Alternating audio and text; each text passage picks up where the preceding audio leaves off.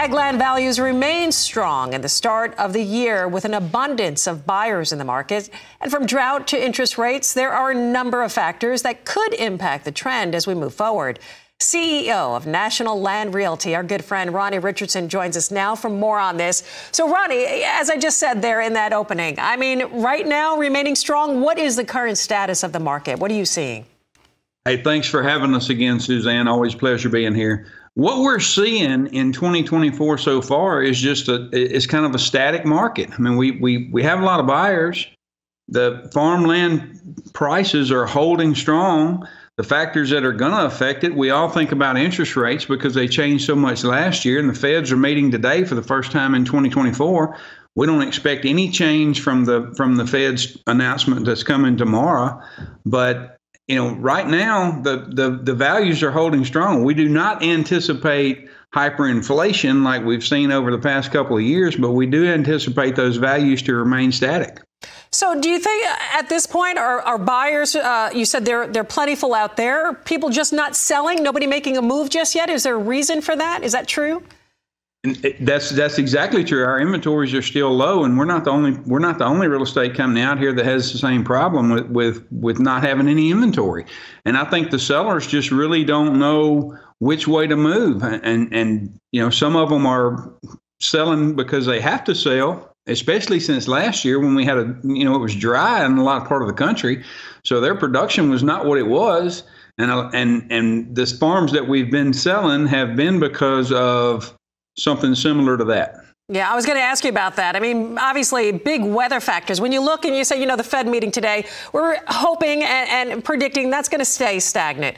But as far as weather concerns, a lot of people still dealing with drought. There's implications, too, with labor issues. Are they going to be able to hold on to these farms? So do you see that impacting as we go forward? You know, according to the bankers that we talk to, and we talk to bankers every day about farmland, they love to loan money on one thing, and that's irrigated farmland. Mm-hmm. And that it's water is becoming increasingly more important to a farm. Even down in Mississippi, where our rainfall is huge, we still had a dry summer. And those irrigated farms are the ones that bring premium price when somebody gets ready to sell one of them.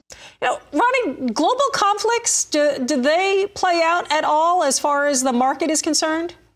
You know, that fertilizer price went out the roof last year, and we like to equate that to what's going on in Ukraine. In the Middle East, who knows? That's a day-to-day changing, moving target. And if oil prices shoot up again, that's certainly going to affect a farmer from diesel prices. So yeah, the worldwide conflicts, absolutely. If I was a farmer, I would be watching those and maybe trying to hedge my bets on fuel. When fuel gets to a price that you can stand it, I would probably book some fuel. Interesting. You know, obviously, before I let you go, I've got a lot of producers, farmers watching right now. Maybe somebody holding on to their land, not knowing which move to make. What would you suggest? Advice to landowners and investors alike. What should they expect as we move forward through this year? You know, from a landowner standpoint, I always say the same thing when we talk is the time to sell is when you don't have to sell. So if you're holding on, waiting for something to get better, I would advise you to call a real estate professional like one of us at National Land and say, let's start having a conversation and making a plan. The earlier you start planning, the more of that retirement money you're going to be able to hold on to. And we'll walk you through that process. As far as a buyer goes, if I were buying farmland right now, I would look for something that had high yields or irrigated farmland.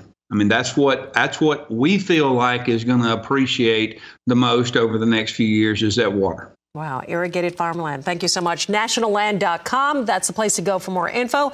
Ronnie, always a pleasure. Love catching up with you. CEO of National Land Realty. That is Ronnie Richardson.